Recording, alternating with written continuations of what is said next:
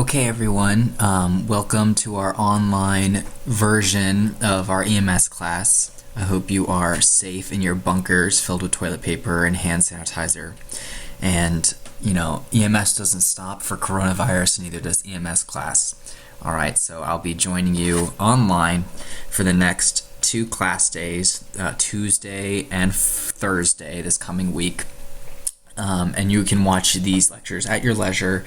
You can speed them up on times 1.5 or times 2 speed as long as you get the material and understand everything that I'm going to be talking about this week, just to keep up to date.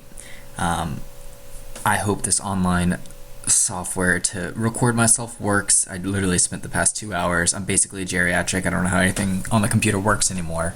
So hopefully it'll work. But today we're going to do Chapter 14, Pharmacology and Med Administration. If you have any questions this week, I'll be eagerly near my email because I have nothing else to do. But here is my email if you have questions or want to just clarify things that will be covered in these lectures. So how I see it is on Tuesday you should watch this lecture. By Tuesday you should watch this lecture, and then I'll be doing cardiovascular emergencies. And then on Thursday you should have an EKG lecture, a Lucas device and resuscitation lecture, and then respiratory emergencies. And then by next week, we should have a conferencing system like Len mentioned, where we can do lectures in real time from the comfort of our own homes, not during society's breakdown and riots outside. Great. So today we're going to do pharmacology. This is super high yield, and it's probably a lot more difficult of material than you're used to. It's not a lot of thinking, this pharmacology. It's more just, do you know it or not? And so memorization is a huge part of this material. So I would recommend flashcards.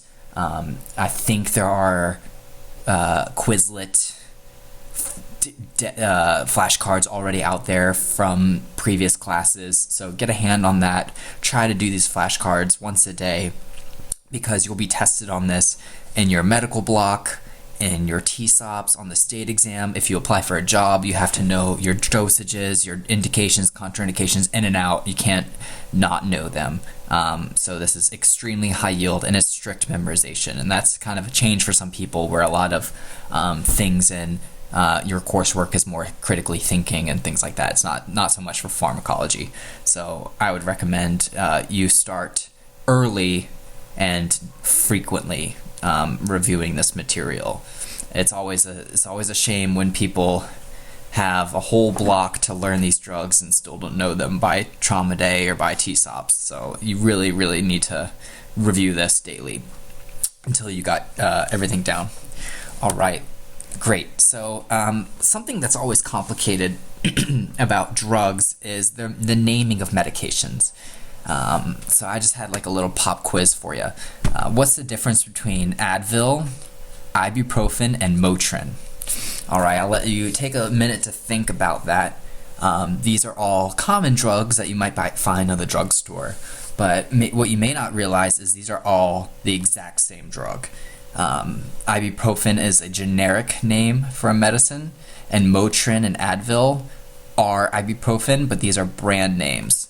It's kind of like if you were to buy Walmart off-brand Fruit Loops. It's not Fruit Loops, but the manufacturer of the Fruit Loop factory sells it to the people who package it as Fruit Loops and sells it to Walmart, who make their generics. So it's kind of like, I guess drugs are like cereal in a way, but not really, but it's the same kind of idea. There's kind of a generic drug, and generics are usually a lot cheaper than brand name. But if you kind of know that difference, you can save a lot of money. This is kind of like the dirty little secret of over-the-counter medicines.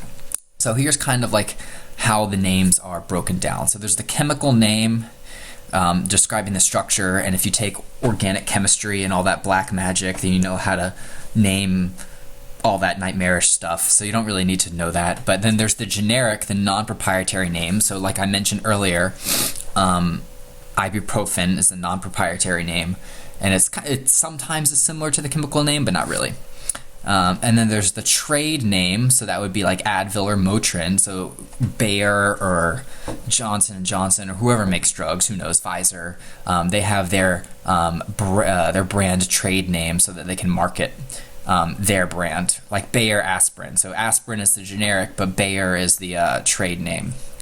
And then listed in kind of the FDA is the list of all drugs that are approved in the US, and they should have like a USP, that's United States Pharmacopoeia, behind it, just so everything is standardized, and that's kind of the list.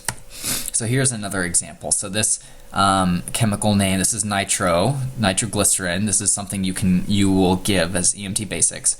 It's generic as nitroglycerin. The trade name is nitrostat, for example, so you can maybe see it over here. The official name is nitroglycerin tablets, USP. So that's how you know it's an official drug in the United States.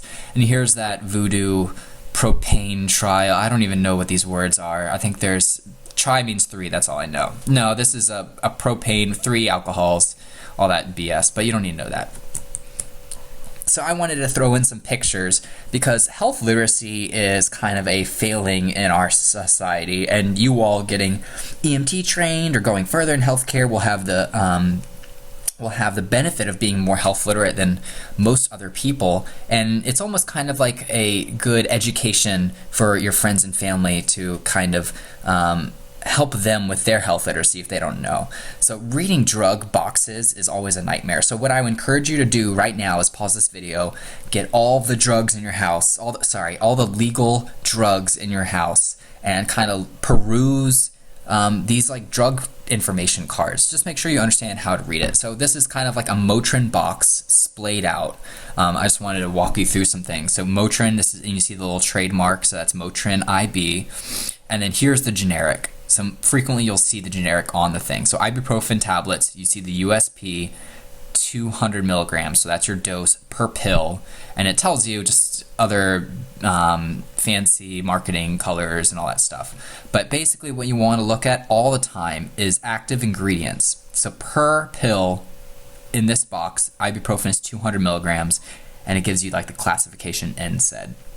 And then it tells you uses and all that other stuff, which I don't care about right now for this lecture, but as long as you know the active ingredients, this is where you potentially can save a lot of money. If you ever need to go get a drug over the counter, always look at multiple drugs and compare the active ingredients, because if you buy the off-brand stuff, the active ingredient, which is the thing that's actually working in your body, is frequently the same.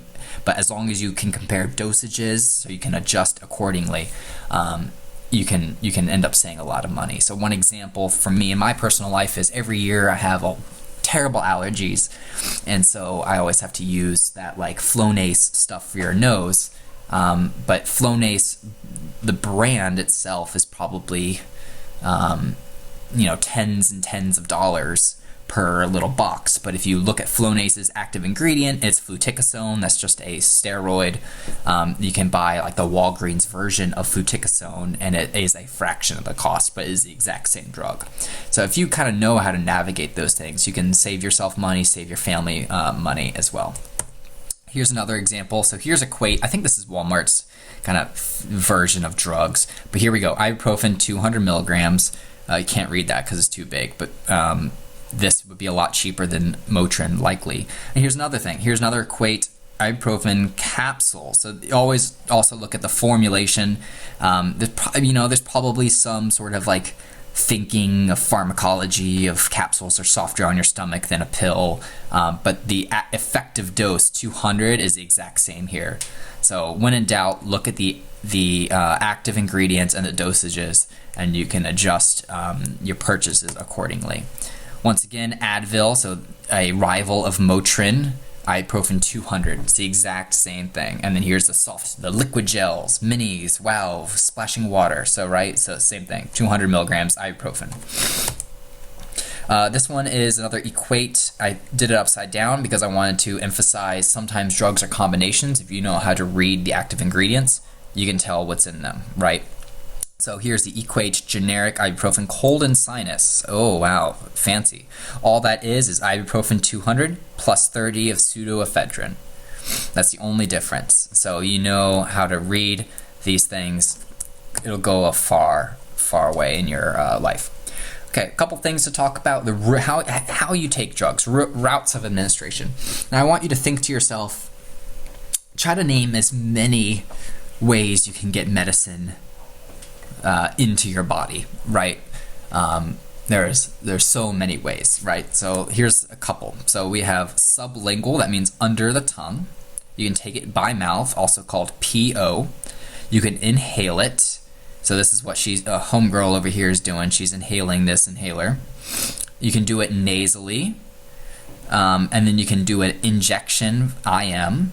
You can also do IV. You can do IO, which is interosseous. You can give medicines through the bone, which is as comfortable as it sounds. You can do it topically, so like a little cream on the arm.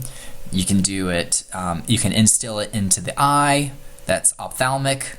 Otic in the ear. You can do it per rectum. That's fun. So per rectum in EMS, we can give certain medications per rectum for like seizures. You can give it into the spinal cord, intrathecal. There's so many ways to give medicines. It's too numerous to count. But it's always important to know how to give someone a medication, because it will change. These are the big 5 that you all will give as EMT basics. So just pay attention to the route of administration for the drugs we'll talk about today. So oral route, so this is most of your drugs, right? You go over the counter, you get all the ibuprofen and all the Tylenol and all the things you can. It's always oral, like a little pill, right? So this allows medication to be absorbed across the membranes in the stomach and then GI tract. So we're going to go through each of these individually, so don't worry about it right now. But these are the oral meds that you can give as a basic, right? So we'll talk about charcoal, glucose, aspirin, ibuprofen. We talked a lot about that so far already. Acetaminophen is the generic. The brand name is Tylenol. And then diphenhydramine. And then the brand name for that is Benadryl. There's also a brand name Walgreens version called Waldril. They're the exact same as diphenhydramine is a generic. Sublingual. Interestingly enough, you can give medicines under the tongue. It's usually dissolvable things. They dissolve very quickly under these mucous membranes. And if you're so inclined, either right now or later tonight when you brush your teeth, lift up your tongue to the roof of your mouth and look at those big honking blood vessels underneath your tongue. That's how these medicines dissolve and get absorbed into your bloodstream. Highly vascular, right? You place it under the tongue, it dissolves. For these medicines, it's important not to chew or swallow the medicine, all right? Because it has to be absorbed. So we give some sublingual medicines, nitro tablets and spray, same drug, different dosages, different forms. Those are given under the tongue. You can also inhale drugs, right? So you should be thinking about oxygen, right? Oxygen's a drug, so therefore we can inhale it. So it's absorbed in the respiratory tract. But this requires adequate ventilation, right? So that the medication can be dispersed throughout the pulmonary tree. So it can be administered through a meter dose inhaler. That's what MDI is. So if you have asthma and you carry on an inhaler, this is what you're carrying around. Or you can carry around, well, you probably wouldn't carry around, but in your home or on the ambulance, we carry nebulizers. This is SVN, a small volume nebulizer. So if you didn't learn how to set up nebulizers in the airway block, then you will during this block. And you could also give inhaled medicines through the BVM and through the non-rebreather. God, I wish this thing would just go away. All right, so I mentioned inhalers, nebulizers. Albuterol is a big medicine that you can give through these forms. And I think albuterol has a couple of different names. I think ProAir, Advair, Atrovent. I could be wrong about some of them, but those are the brand names of the generic albuterol. All right, you can give meds nasally, right? your friends who do cocaine love this route, right? So nasal, across the mucous membranes of the nasal passage. They don't have to be breathing spontaneously because we're not relying on the lung tree to absorb the medicines. We're relying on the mucous membranes of the nasal passage for these. So that's an advantage for this route. So the main one you all will learn will be Narcan. All right, so naloxone is the generic, Narcan is the brand name, and you'll learn how to set this thing up. Another one is oxymetazoline, that's called Afrin. You may use this for like allergies, but in EMS we use it for nosebleeds. Injection, there's different types of injection, right? You can do it IV into the vein. You can give it IM into the muscle, all right? So into tissue itself. You all will learn how to do IM injections. This is probably the most rapid rate of absorption, right? You put it right in the bloodstream. It's instantaneous. All right, so that's a thing just to compare and contrast different routes, is how the medicine is packaged and formulated. You know, some medicines have to be liquids, some can be solids, and so that, like, you can't do a solid medicine into the in IV. It has to probably be PO, but some medicines can't be liquid form, so you have to do them PO.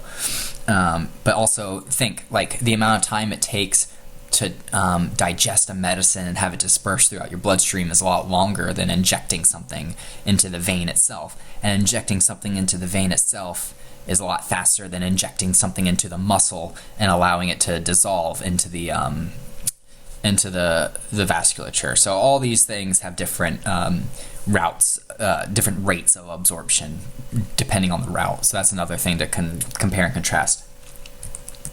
The kind of the gold standard is IV because it's in the bloodstream immediately.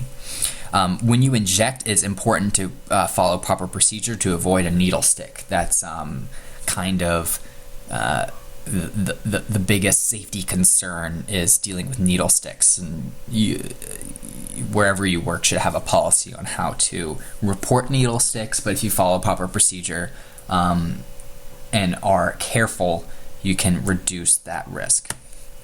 So you'll learn how to do epi and EpiPen. So what are these, like $5 million now? So an EpiPen, you'll learn about how to inject, but you can also draw up epi instead of using these expensive auto injectors. Medication forms, I kind of alluded to this before. There's different ways medicine itself can be packaged and sold. So it can be compressed in a powder or tablet. It could be liquid, a gel, so we'll talk about glucose later. A suspension, wow, I think that's a Chem 101 thing, right? So suspension is like not dissolved, it's kind of like, so like olive oil and vinegar, what's that, like salad dressing is a suspension because it's not truly dissolved, it will separate over time. So these you have to kind of mix up a little bit. You can have a powder to inhale, cocaine, right? So then small volume nebulizer, that's a liquid, a gas, so oxygen, and a spray, all these different types. So there's essential information you need to know about each medicine, right? High yield for this class and how we'll get you, we'll do a scenario and there might be an indication for you to give a drug. And that means, what is the drug intended for? And the assumption is that drug will improve the condition. So one example is if someone is showing signs of low blood sugar and you test their blood sugar and it is appropriately low, that will be an indication for you to give them blood sugar back through oral glucose. And so you have to know the indications, and also, this is extremely high yield for each drug we talk about. You need to know the contraindications. A contraindication is a coexisting condition that precludes the use of that medicine. And as we go through each drug, the contraindications will be highlighted, and you really need to know these by heart because they're easy test fodder and easy questions to get wrong on a test or like in a scenario. So you need to know contraindications. You need to know the dose, right? That's significant. You don't want to give someone 10 times the amount that you're supposed to. And then another high yield thing, easy test fodder, is the mechanism of action. You know, what the drug is actually doing in the body to cause the physiologic change that we are trying to use. So you need to know that, because it'll help you think about the contraindications and the indications as well. So usually the medicines will modify something in some way to prevent an or to correct an abnormality.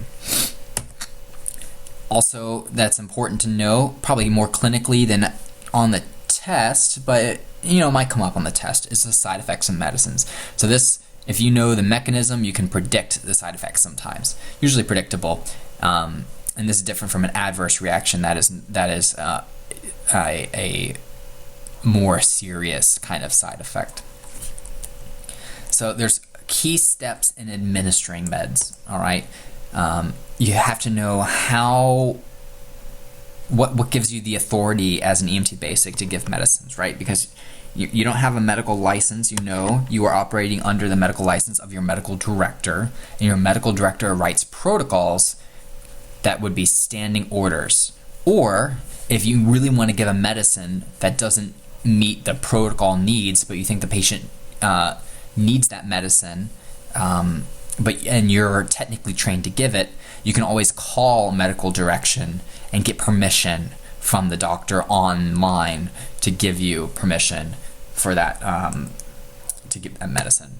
So frequently, you'll have standing orders. Standing orders, those will be your protocols. So for example, there might be a protocol that says, if a patient is having pain and their vital signs are stable, give 400 milligrams of ibuprofen PO. And then if you have that protocol, if someone's in pain, you can do that. You don't need to call the doctor every time to do that. All right, that's called offline standing orders. But let's say a patient was having pain and maybe their vital signs were a little unstable, but not too bad. And you said, oh, I think this patient would benefit from pain control with ibuprofen, but technically it's out of my protocol right now. You could call medical direction and say, hey, I want to give this person 400 milligrams of ibuprofen for pain. I currently can't give it because of their vital signs. Here are their vital signs, yada, yada, yada. Do I have permission? And then when you call medical control and you say all that, the medical director there might say, yeah, you can give it. You can give 400 milligrams PO ibuprofen. Or they may say no. So that would be online medical direction. If you actually have to call for permission, you need to provide the doctor on the other end all the information of why you want to give that medicine, why it wasn't in your protocol to give it, and what's the reasoning. So now we're going to talk about administering some medicines. All right, make sure it's always appropriate for the condition you give. Don't be giving everyone you see Tylenol. That's not necessarily appropriate. Make sure, so sometimes you can help patients with their prescribed medicine. All right, some drugs you can give have to be prescribed, like the patient has to have a pre-existing prescription. So you have to verify that. And if you do help patients with their own medicines, make sure they have the original container and the original prescription so you can verify. Anytime you give medicine, you should always check the expiration date because of the potential for liability if you give someone an expired medicine.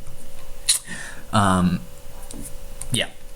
All right. I mean, I personally have probably expired medicines in my medicine cabinet. Ibuprofen that might expire, but it still works. But if you're a medical provider, you don't want the liability of giving someone something expired, so you should always check the expiration date. Likewise, if the medicine doesn't look right, don't give it. So if it's discolored, cloudy, smelly, junky, all that stuff, don't be giving it to someone. Always verify the form, so is it a tablet or a spray? Always verify the dose and route. So in Orange County, we actually have, I believe it's called Medication Administration Checklist, MAC checks, we call them. So before we give any medicine, both the paramedic and the EMT, or the two people in the truck, will say, I'm going to give this patient 50 milligrams of Benadryl PO, and then we'll hand the medicine to the other to the partner, and the partner will say, I see that this is Benadryl 50 milligrams PO, and you're going to give this to this patient, and it's they verify that it's not expired. So it's kind of like a double check, because medication errors are an unfortunate common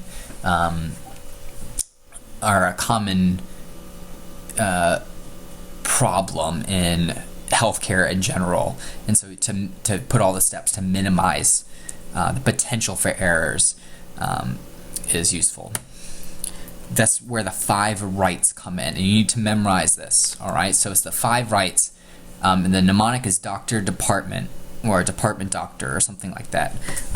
I think I came up with this, to be honest. And then Lynn she liked it so much, she put it in her PowerPoint.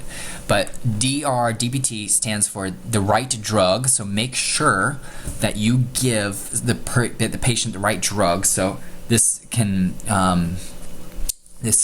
frequently happen in the hospital because a lot of drugs sound similar.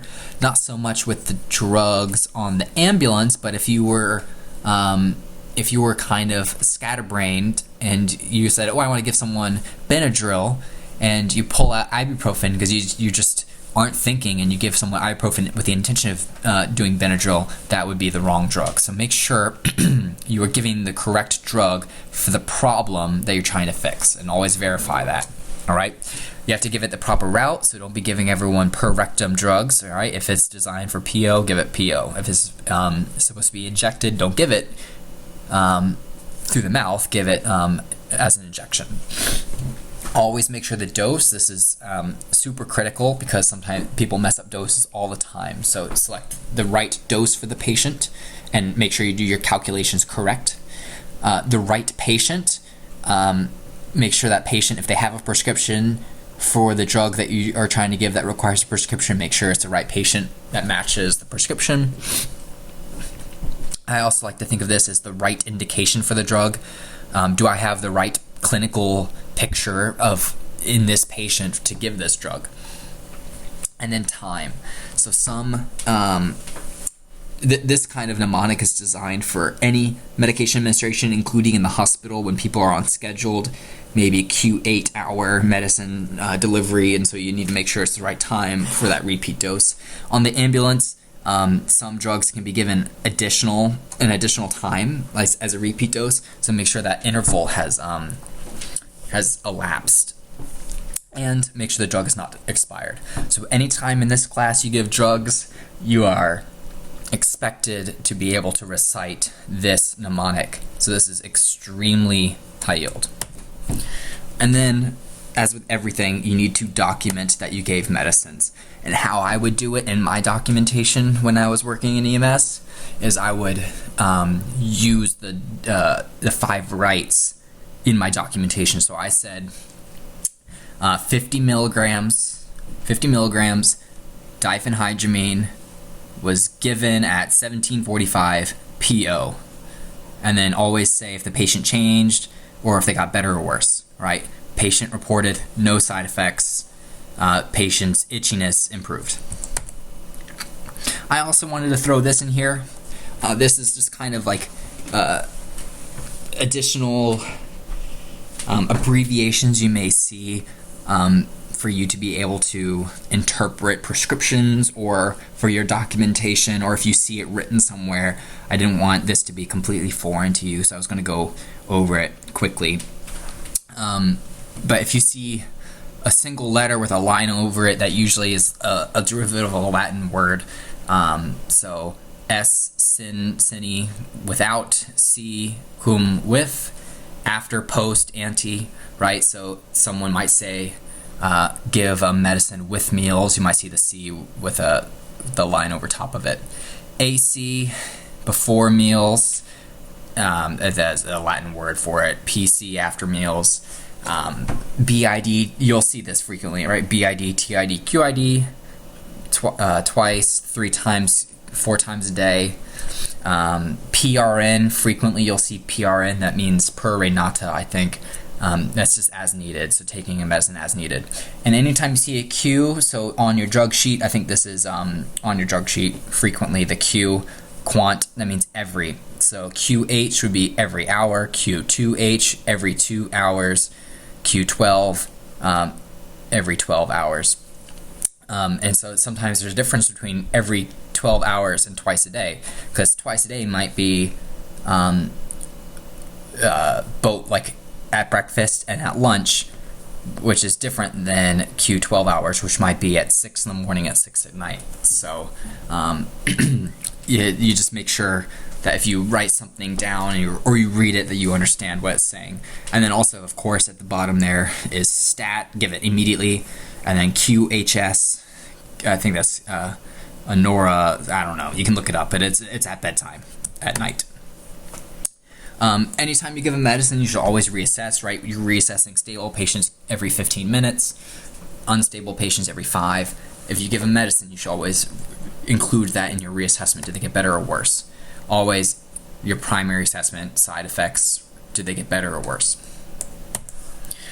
So some fundamentals of pharmacology. This is, take note, okay, so a lot of medicines are weight-based, so you need to know how to convert pounds and kilograms, all right?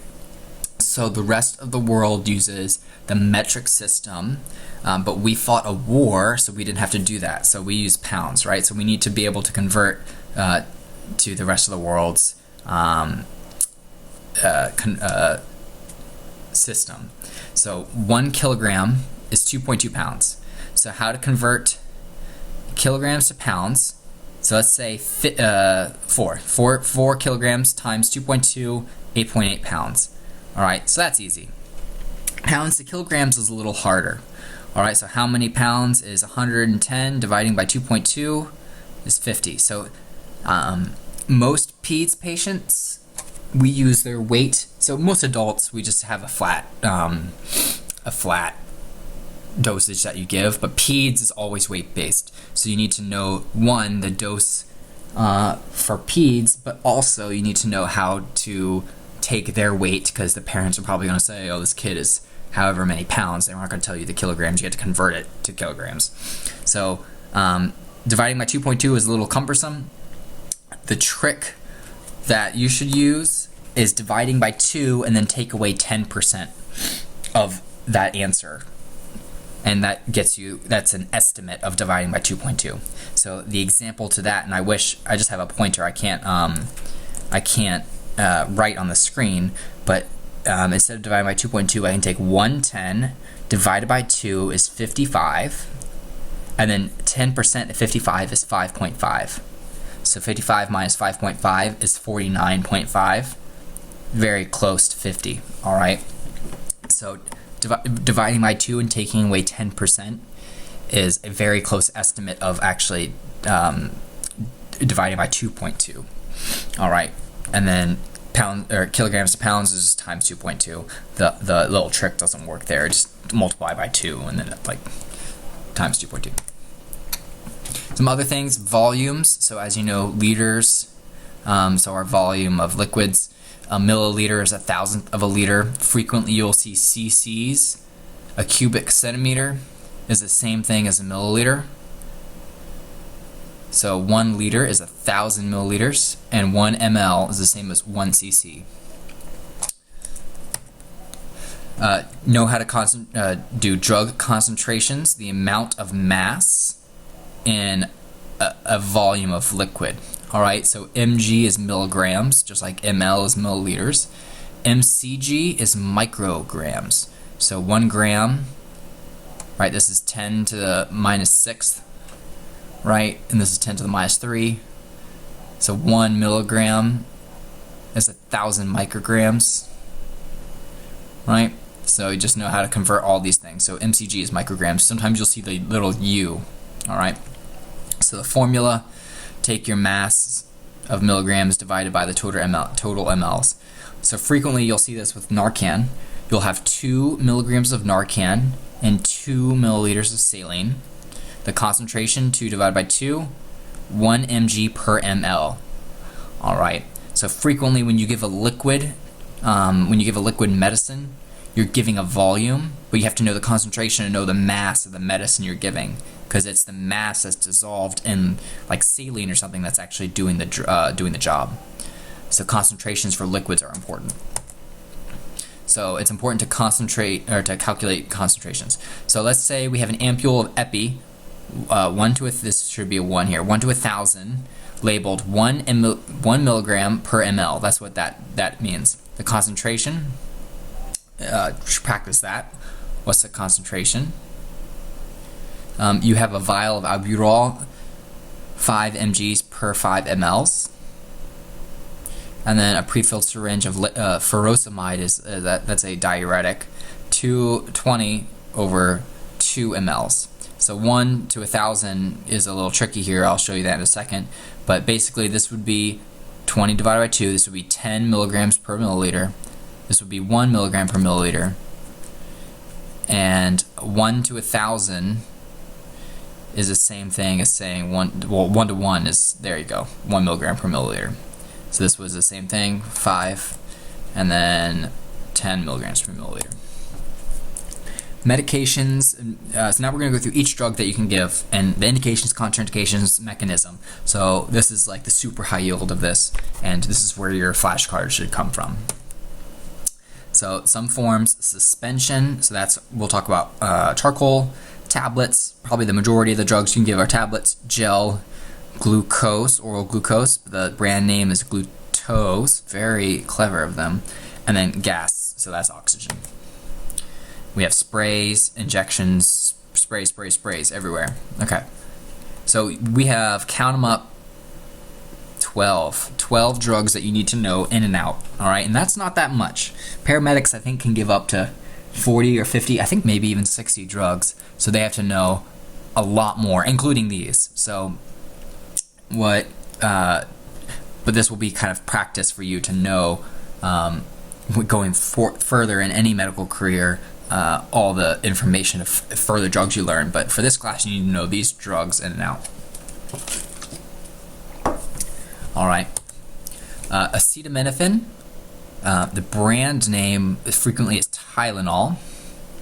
I love this one, non-aspirin. That's literally every drug in the world except for aspirin. Great. So acetaminophen, Tylenol. All right, so acetaminophen, the indication we give this is for fever and pain in both adults and peds. All right. It is metabolized heavily by your liver. Frequently, people will try to kill themselves by ingesting too much Tylenol. And how it kills you is by florid liver failure. All right, so the contraindications: if someone has pre-existing liver disease, do not give them Tylenol. The dose that we give is a one-time in EMS. Adults, 1,000 milligrams, which is also the same thing as 1 gram. And children, now frequently kids can't swallow pills, like young kids, right? Teenagers can swallow pills, but young kids can't swallow pills, so we use these liquid formulations. And so it's liquid, so there'll be a concentration you have to factor in. But for kids, we do 10 milligrams per kilogram. So if a kid is 30 kilograms, 30 times 10 would be 300 milligrams. All right, so we give that kid almost a third of the dose for an adult because they're 30 kilograms. So you have to know both of these numbers. Charcoal, we give charcoal for ingestions of some poisons. So how this works is if someone overdoses on certain medicines, such as Tylenol, maybe you can give them charcoal. And how the thought is charcoal is this big chemical structure compound that's very porous, and it entraps poisons in its structure, and it prevents the absorption through the GI tract. But it's pretty gross. It has a lot of contraindications. This is common. Anything PO you can give, pretty much. If someone's altered and they can't protect their airway, don't give it to them because they could aspirate that medicine. So when in doubt, alter mel status, don't give a medicine, an oral medicine. If they can't swallow, clearly they can't take things PO. And then there's certain substances that charcoal is not good for. You don't have to memorize them, but it is just useful to know that charcoal is not a wonder drug. And then this is important though, a caustic substance, that means something that is acidic or alkaline. If it burns the esophagus, like bleach for example, or if someone drinks acid and that burns the esophagus, if you give someone something PO, that's just gonna muck up around your esophagus and it's gonna be really gross and get infected and all that stuff. So if someone has a caustic substance ingestion, don't give them charcoal. But if someone overdosed on Tylenol or Benadryl or some other oral medicine that's not caustic, you can consider doing charcoal. The dose for adults is 1 gram per kilogram with a max of 50. So frequently for adults, generally 50 kilos is basically 100 pounds, so you would just max out pretty early at 50 anyway. So anything higher than 100 pounds, just do 50. In kids, you're frequently half and a quarter of that, so 12 and a half and 25 grams. So know the weight-based calculation. So I mentioned it kind of has these pores that increase surface area to absorb the medicine, so the GI tract doesn't give in. And of course, like if you ingested the poison weeks ago, this isn't going to do anything. So it's most effective given soon after. So here are some things. You probably don't need to memorize this, but it's not effective for, here are your caustic substances: acids, alkali. Cyanide wouldn't work. Iron, lithium, arsenic, methanol, ethanol, and ethylene glycol. So some things that hopefully you will, a lot of arsenic poisoning in EMS, not really, but just know that it doesn't work for some things. Aspirin, the indication, high yield, chest pain. Aspirin's a great drug for chest pain. All right, how it works is an antiplatelet. It is not a blood thinner. Now this is not super high yield, so that it's not a blood thinner, but frequently in this class we'll kind of quiz your knowledge to ask how aspirin works, and if you say blood thinner, you're technically incorrect. So it works on the platelets. So you remember from pathophys, I think we talk about clotting, and clotting is made up of clotting factors and platelets, two separate processes. Blood thinners work on the coag factors. Aspirin works on platelets, so it's more accurate to say it's an antiplatelet. Okay, a contraindication if someone's allergic to aspirin. Now I'm going to take umbrage with this because this isn't real, but if you're curious, you can ask me later. But the people don't really have an allergy to aspirin. That's not a thing. But if someone says they have a reaction to aspirin, don't give it to them. But it's not a true allergy. Great. So, and the dose. Now you'll see two things here. So you'll see 324, and sometimes you'll see 325. And how that works is these baby aspirins are 81 milligram tablets. Now, the dose you want to give is 324. So you get 4 81 milligram tablets. All right, so that is 324 milligrams. However, some formulations of aspirin are already at 325 milligrams. So wherever you work, maybe they already carry 1 tablet of 325. So you just give that. Sometimes they'll have the smaller ones of 81, and you would give 4 to get to the 324, which is close to 325. So just know the dose of where you work, and anytime you give a medicine, you should confirm the dose on the package. So just confirm that. So that's something that can trip people up. You don't want to give someone 4 325 milligram tablets. That would be awful. These tablets must be chewed. They're designed to be absorbed quickly to inhibit platelets, so you have to chew it up. Now, like an example of, if you swallow a big sugar cube without chewing it, it'll take a long time for that sugar cube to slowly be digested in your stomach and your intestines until all the sugar is kind of broken free into your GI tract. However, if you crush up that sugar cube into its individual sugar components, the granules or whatever, and take that, you're going to absorb it much quicker. So same thing with aspirin. Chest pain is a high risk chief complaint. People may be having a heart attack. You want to minimize the amount of time someone can get a drug that could potentially treat their condition, and so chewing these tablets is super important. So when you give aspirin, it must be given chewed. All right. One of my pet peeves and one of my crusades is frequently we call these things baby aspirin, and that is kind of annoying because people think, oh, baby aspirin, I can give aspirin to babies or to kids, and that is very no bueno. Okay, you probably hear about like giving aspirin can cause Reye syndrome, which can kill kids. All right, so calling it baby aspirin can be confusing for the general public without a lot of health literacy. So frequently you'll say don't give it to peds patients, but if you don't read all the instructions and you think, oh, baby aspirin, I can give this to help with fevers or something like that, you could cause injury to kids. All right, so I would encourage you to not call it baby aspirin and just call it low dose aspirin or something like that. So just be aware of that. How it prevents platelets from aggregating. So you'll learn this in the next lecture when we talk about cardiovascular emergencies. A heart attack is when a blood clot forms in the coronary arteries, and aspirin slows the blood from clotting by preventing the platelets from aggregating in that clot. All right, important. Nitroglycerin is a vasodilator.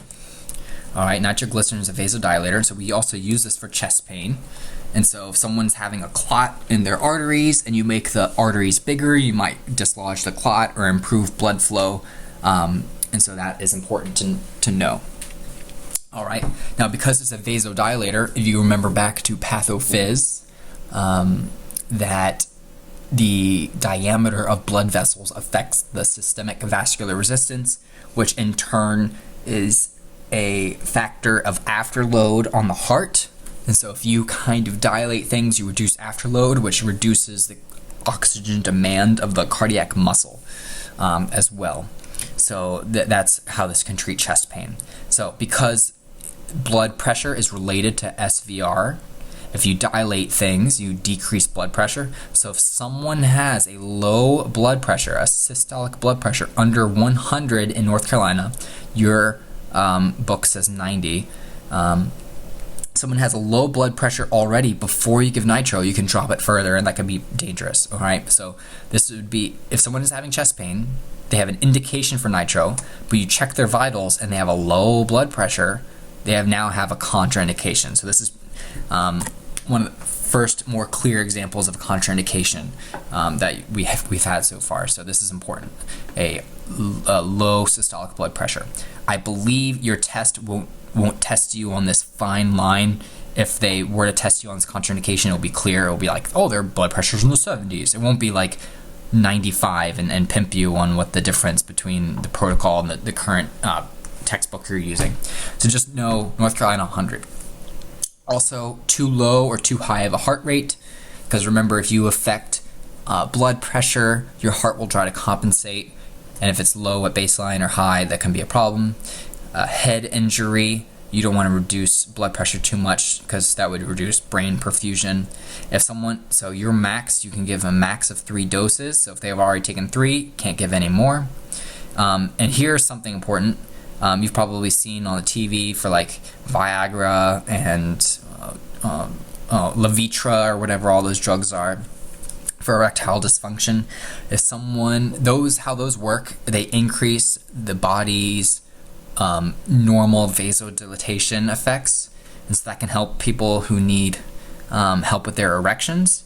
And so if you give someone an additional vasodilator on top of the vasodilators they're taking for ED, you could dangerously drop their blood pressure. So if they've been using ED drugs, women use them too, all right? So if recreationally. So if you are on those drugs, that's a contraindication for you to use nitro. Now, here's the dose, 0.3 milligrams per tablet and 0.4 per spray. So frequently in the ambulance, you'll carry this. And then patients who have their own prescription, they'll carry their own tablets. All right, so this is a fine point. The instruction you'll have is you'll administer the medicine every 5 minutes until the pain has gone away, or until a max of 3 doses. So how you might see this written in a protocol, you'll give 0.4 milligrams sublingual SL Q 5 minutes times 3. So how that would be 0.4 mg SL Q 5 m times 3 would be like the shorthand version of all these words. How it works, I said it's a vasodilator. Also helps opens up the veins a little bit to decrease preload, decrease afterload. So all these things reduces oxygen demand of the myocardium, the heart muscle, and helps with the supply. Nitroglycerin can also be used in North Carolina for pulmonary edema. So pulmonary edema from heart failure, kind of water in the lungs. If you vasodilate, you reduce the blood pressure, as we've been talking about, and if that blood pressure is kind of focal in the lungs, remember the hydrostatic pressure forcing fluid out, high pressures can force fluid out. So if you reduce blood pressure, you can decrease the amount of fluid being forced out in the lungs. So same contraindications apply. All right, and here 0.4 milligrams SL times a Q 5 minutes times 3, as long as your systolics are over 100. So this is an important reminder. So just because someone's systolic blood pressure is over 100 for your first dose, you have to recheck. So that's what we mean by reassessment. So 5 minutes is plenty of time for you to recheck a set of vitals after you give this medicine. Diphenhydramine, Benadryl, Waldryl, all that stuff is an antihistamine. So how that works is, that's how it works, as an antihistamine. So histamine is kind of your allergic reaction chemical in your body. So if you give someone a antihistamine, you help dampen down allergic reactions. Now this is dumb, and I'm gonna write Lynn a letter, because you can't really have an allergy to a medicine that is anti-allergic.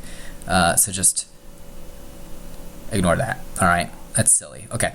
All right. So the dose for adults 25 to 50 milligrams. Peds 1 mg per kg, up to 25. So just almost half as much. So what I would do is I would memorize 50 and then divide it by 2 for the kids, for the chillins. All right. So don't give to infants less than 3 months. Like I mentioned, inhibits histamine. So here's kind of histamine binding to receptors, cause allergic. This is so bad. Okay, so it cause allergic reactions. Diphenhydramine floats in here, binds to the receptor. It causes reduced allergic. Thank you, drugdetails.com. Exquisite. Okay. Oral glucose. So if someone has low blood sugar, we can give it. All right, we just give them sugar back. Now here's a trick. Glucose 15 is 15 grams. All right, so 15 grams. So there's your little kind of mnemonic. That's not really mnemonic, but it'll work. So if someone has a low sugar and is altered, and their sugar is less than 70, you'll learn how to check blood sugars. You can give glucose. All right.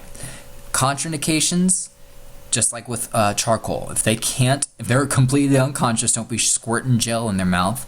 And then if they can't swallow, don't be squirting gel in the mouth. They'll just aspirate it. All right. And then if their sugar is normal, then you wouldn't give it. So this isn't really a contraindication because it's not even indicated, right? The indication is low blood sugar. Contraindication with a normal blood, that doesn't make sense. So just unresponsive, unable to swallow. You kind of just squirt it in their buccal mucosa right in the side. That's the gum and cheek, right? Squirt it right in there, and it'll absorb in the mucous membranes of the mouth. You can also use a popsicle stick, tongue depressor probably. Yeah, tongue depressor. Put the glucose there, put it in between their buccal mucosa, and it'll kind of absorb. And apparently it tastes really garbage, so just warn them about that. Ibuprofen, we've talked about this. Fever, pain, just like Tylenol, so you have two options for fever and pain, or acetaminophen rather. Acetaminophen and ibuprofen. Contraindications, this is high yield. It can cause GI bleeds and ulcers if given too much. And if someone has an allergy, once again, this isn't a true allergy, but if someone has a reaction to NSAIDs, this is the type of NSAIDs ibuprofen is an NSAID. NSAID stands for non-steroidal anti-inflammatory drugs. All right, it's not your NSAIDs protocol for C-spine, but it's the same letters together. So if someone has a reaction to NSAIDs, they don't give them ibuprofen, which is an NSAID. All right. Additionally, ibuprofen can cause GI bleeds. So where Tylenol, the problem in the GI tract is the liver, for ibuprofen, it's bleeds. So if someone has a bleed history or ulcers, do not give ibuprofen. High yield. All right. Dose, adults, you can give 400 to 800 milligrams. Frequently, the one pill is 200. So when I have headaches, I take 200, or maybe I'll take 400 if it's a bad headache. You can give up to 800 milligrams, so 4 pills to an adult. Peds, same weight-based dosing as acetaminophen, 10 mg per kg. Narcan, so this is an anti-opiate, so we use it to treat opiate overdose. So if someone overdoses on heroin, you can give Narcan. So the indication is if there's a narcotic overdose, they're altered, and a frequent effect of overdose is respiratory depression and distress, and naloxone can be given to reverse that. All right, there isn't really any contraindications. The total dose is 2 milligrams, but how you do it is you do 1 milligram per milliliter in each nostril, which is a nair. So you do half and half in the nose. Now, if someone has like a deviated septum, or if they have an NPA in, you can't really give it. So you could, I guess, technically do all 2 in 1. Probably wouldn't make a difference, but just know for testing purposes is 1 mg per ml per nair for a total of 2. How it works is it binds to the opioid. There should be an I here. Opioid receptors to prevent the heroin or whatever it is to bind to it, so it blocks it. Oxygen is a drug, so you should be familiar, right, with these tanks. The green means oxygen. The regulators have that little key on it to make sure you don't use a nitrogen regulator on an oxygen tank. So oxygen we give to all patients if it's indicated, right, if they're hypoxic. So we give oxygen if there's signs of hypoxia, like they're blue, or if their pulse ox is under 94. There aren't really contraindications to oxygen. We're getting near the end, all right? Oxymetazoline. The trade name is Afrin. I haven't used this a lot myself, but I know a lot of people who use it for allergies and all that stuff, so ask them if it actually works. I can't tell you, but in EMS we use it for epistaxis, that means nosebleeds. And how this works is it's a vasoconstrictor. So unlike nitro, which is a vasodilator, this constricts vessels. So that makes sense, right? If I'm bleeding, I want to constrict blood vessels to reduce me bleeding. All right, so it's just like for nitro, if you make things bigger, you could drop blood pressure. Well, this, you could actually increase blood pressure. So here's the key. If someone has a diastolic pressure over 110, now that's a very high diastolic pressure. And remember, this is your bottom number. So this can increase blood pressure dangerously. So always check your pressure beforehand. And if someone has coronary artery disease, don't give this medicine. So how it works: for the adult, 2 sprays in the affected nostril. So if someone's bleeding from the right, give it in the right. Kids, 1 to 2 in the affected nostril. Man, I really wish this thing would just not show up. Sad. Okay. Oxymetazoline vasoconstricts. Albuterol, all right? So we give this for wheezing. You hear wheezing, go to albuterol. This is a beta, here we go. It's a beta 2 agonist. Remember those adrenergic alpha 1, beta 1, beta 2 receptors? This is like super high yield. I feel like on every test you take, it asks you about beta 2. All right, so beta 2 relaxes muscles in the airways and increases airflow. So here's a person, if they have asthma, the airway thickness is swollen, there's mucus and gunk in the airways. Remember, Is it easier to breathe through a toilet paper roll or a coffee stirrer straw? Of the toilet paper roll. So if you can make the airways bigger, it's easier to breathe if someone's having an emergency with asthma. So beta 2 relaxes the muscles and makes it bigger. All right. So how this can cause problems is albuterol isn't selective for beta 2. All right. It also acts on beta 1. And remember the mnemonic: one heart, two lungs. I learned that from Kim. So one heart, two lungs. Beta 1 would increase heart rate. So if someone already has a high heart rate, you give albuterol, it'll increase it even further, and that'll be dangerous. So if someone is having wheezing, but their heart rate is 180, do not give albuterol. All right. So for adults, the limit is 150. Peds, the limit is 200. All right. So this is high yield. The dose, you can give between 2.5 and 5 milligrams in 3 cc's times 3 for a max of 15 milligrams. So there's we call these little bullets of albuterol. There's usually about 2.5 milligrams per bullet. So you give someone 2 to give 5. You would mix it in 3 cc's if you're not there already. And you can do those 2 3 times. Some bullets have 5 to begin with, so you just have to know, this one's a 2.5 already. What formulation you're using, but the max is 15. So you can give someone 6 2.5 bullets or 3 5 bullets. All right, you have to that's important. Peds is half as much, so just divide by 2. So 2.5 divided by 2 is 1.25 to 2.5, max of 15, depending on the age. All right, so that's just a little caveat. I wouldn't get too deep in this, but on your drug chart it should say. You could also use an MDI. So these bullets are for a nebulizer. The inhaler itself has a different dosage scheme, and you can just use the inhaler itself.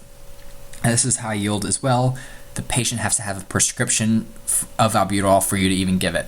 However, if someone is having wheezing and they don't have a prescription for albuterol, this would be a situation you could call online med control and say, hey, this patient's heart rate is within the normal limits.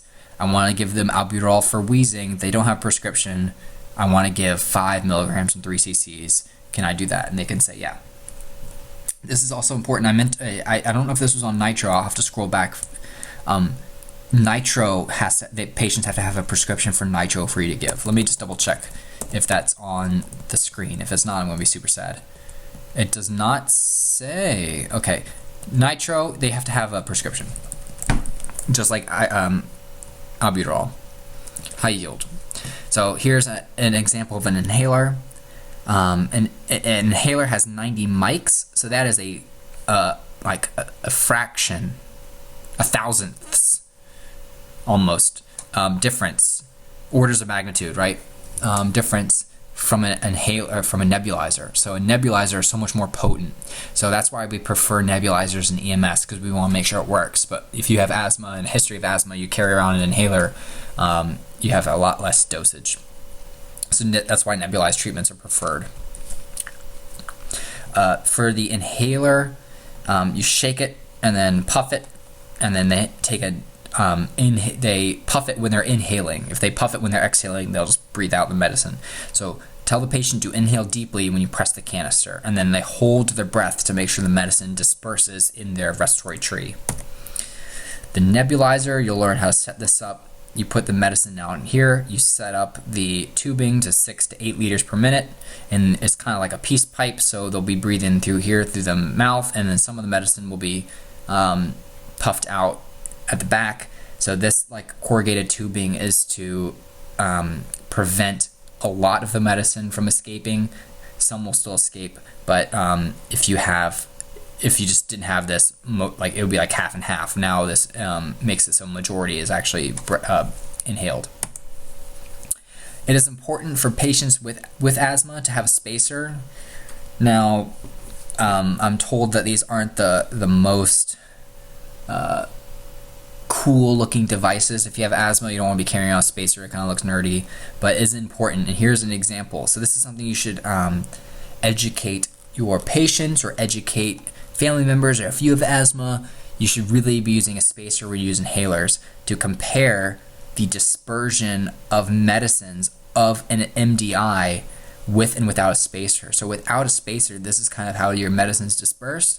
With a spacer, you get so much more dispersed. And so we actually write prescriptions for people to have spacers at the school and on their person to carry, because that's how important they are to actually make the medicine work. If you don't have a spacer and you use an MDI, it doesn't really work.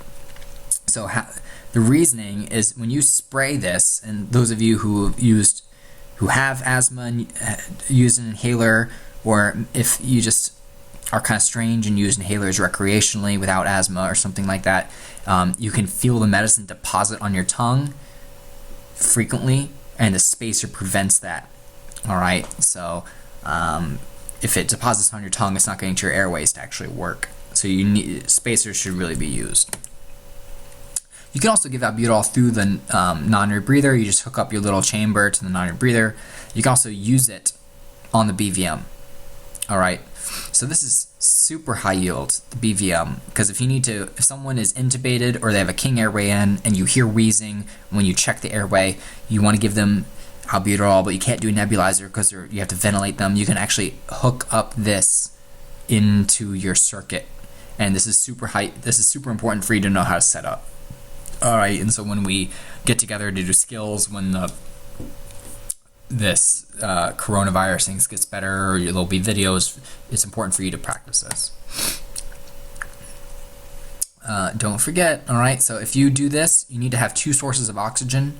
One to hook up to the nebulizer to actually to nebulize the mist. So how this works is how nebulizers work is it puts oxygen through the liquid medicine, and it kind of makes it misty. So if you do that oxygen source is only to make it misty. It's not to give emergency supplemental 100% oxygen to the patient. So you also need to have oxygen hooked up to the BVM itself. So you need 2 sources of oxygen. So you need 2 tanks. Sometimes regulators will have multiple spouts for you to use, but that's not frequent. If you do this, you have to have 2 tanks frequently. All right, so you need one for the medicine delivery, one to give supplemental oxygen. Oh, will this work? Place your bets. Here's how to set it up. Okay, so you take your T-piece. This is kind of creepy. Okay, but you take your T-piece, put it onto your nebulizer. Really make sure it's snug. This thing can only go on one way. You might have another T-piece, and that would go onto your airway, and then this is where your BVM would go. So you'll note that this isn't close to the airway. It's not it's not touching the patient's face. It's far away, close to the BVM. So you could, if you flip this backwards, you could technically set it up that way without the pieces fitting, but it would be incorrect. So this needs to be close to the BVM, and then you can see we have the second oxygen source. Oh, Lord have mercy. Oh, wow, that worked. Okay. Now we'll talk about epinephrine, how this works. We use it for anaphylaxis and allergic reactions. So if they have shock from anaphylaxis, you need to give this. This is life-saving. All right.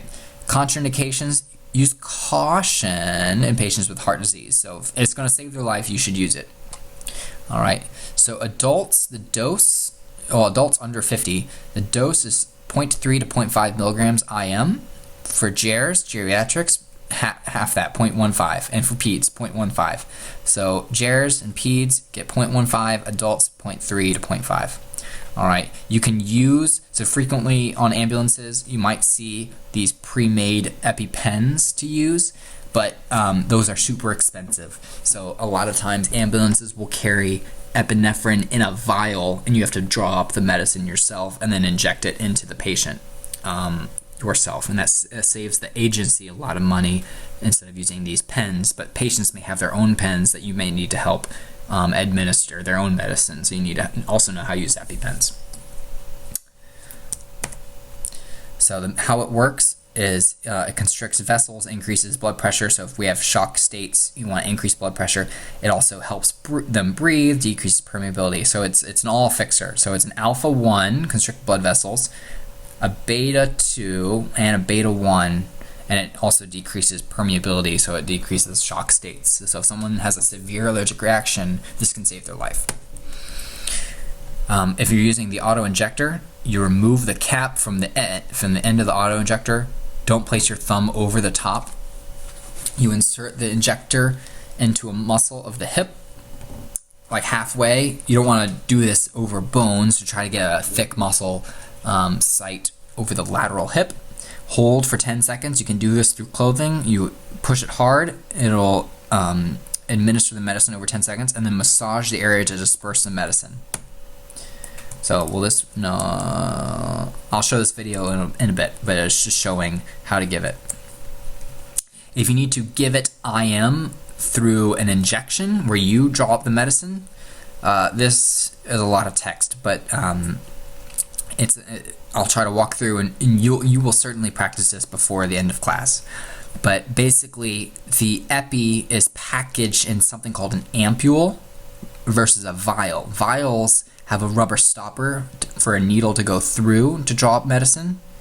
An ampule is all glass, so you physically actually break glass to get into some medicine, and sometimes microscopic glass shards get into the medicine, which don't ask me why we can't just do vials. I'm not completely sure, but frequently you'll see epi in ampules. So if you use an ampule, you need to use a filter needle to prevent glass from being drawn up into your syringe, because you don't want to be injecting glass into someone. That's it's not considered best practice. So you use a filter needle to draw up medicine. Because it's a 1-to-1 a 1-to-1 concentration. If you need to give someone 0.3 milligrams of epi, you would draw up 0.3 milliliters. So that's why you use a 1 cc syringe. So there would be like 0.1 cc, 0.2 cc, 0.3 cc, all that stuff. So you would give someone 0.3 to 0.5. If they're an adult under 50, you would draw up 0.3 or 0.5 cc's in the filter needle. So then what you do is you break the ampule, use gauze so you don't get the glass in yourself. You turn it upside down, and you would say like, oh, wouldn't all the medicine pour out? Well, it uses some black magic surface tension to not pour out of the ampule. You insert the filter needle into the opening, and then you put the tip of the needle in the liquid, or you're just going to drop air. So you drop the liquid, and then you change your filter needle, because now it has all that glass in it, to a normal needle, and then you inject into the patient. All right. Oh, we have a video. Excellent. So this is pause. This is an ampule. So you'll see this blue ring. This is where it's perforated or something like that, so it can break easy. But you see there's actually medicine kind of hanging up here. You don't want to lose that, so you kind of flick the bottom of the ampule to make sure all the medicine's out, and then you break it open. High yield. The 1 milligram 1 cc ampules of epinephrine have been added to the ALS medication pouches. They are replacing the 30 milligram 30 cc bottles of epinephrine as they are used up in the system. There are also filter needles in the medication pouches for drawing the epi from the ampules. It is possible that shards of glass may get into the ampules when they are open, and the filter needles prevent the glass particles from being transferred to the patient. Before drawing up the epi, make sure to have all the necessary equipment available for ease of use. You will need an ampule of epinephrine, a 1 or 3 cc syringe, a filter needle, and a non-sterile 4x4 or alcohol prep, plus a needle for injecting the medication. When you have all the materials at hand, start by attaching the filter needle to the syringe, keeping the needle capped for sterility. Tap the top of the ampule lightly several times until all the medication is in the bottom of the ampule and not suspended in the top.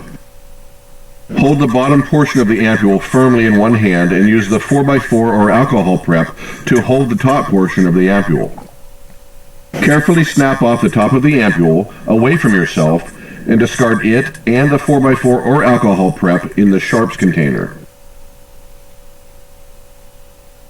Using the syringe and filler needle, draw the epi out of the ampule by turning the ampule upside down to get all the medication. The epi will not drain from the ampule unless shaken.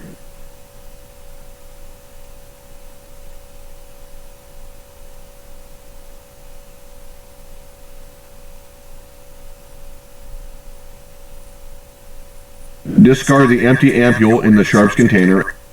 Remove the filler needle from the syringe and place in the sharps container. Attach the standard needle to the syringe and proceed with the injection, after you confirm the correct dosage per the appropriate protocol. One thing I'll add is if you do draw up air, make sure you flick your new syringe after you change out your needle, and then squirt out the air so you're not injecting air into someone. The air will rise to the top of the syringe if you're holding it with the plunger towards the floor so that you can inject it, the air out until medicine comes out. All right. Once you get your syringe or an EpiPen, cleanse the area that you want to give the medicine and inject it straight down 90 degrees perpendicular. Before you give any medicine through a syringe, you pull back the plunger to make sure you're not in a blood vessel. If there's no blood, then you can push the plunger down, give the medicine. So in an EpiPen, you don't do these steps. You just do a 90-degree angle. You don't pull back any plunger. You just inject it. But if you're using a syringe like this, make sure you do that step. That's important. There's also additional things, ways for you to get information about medicines. Here's a list of things. I would say this is the most useful in EMS. It's an app. You can take pictures of pills and it will pull. It has like a database, so it can use its creepy AI brain thing to figure out what pill it actually is, and it can tell you all the indications, drugs, contraindications, things like that. So it's super useful. And a common, when you first get into the vast realm of medicine and pharmacology, it can be pretty overwhelming because you've only learned 12 so far for this class, but you'll be encountering patients who are on a whole bunch of medicines that you have no idea about. And when we do scenarios in class, we'll say a medicine like glucotrol or hydrochlorothiazide, and frequently you all are like, well, what is that? Which is understandable because you've never heard of them, and we don't expect you to know them.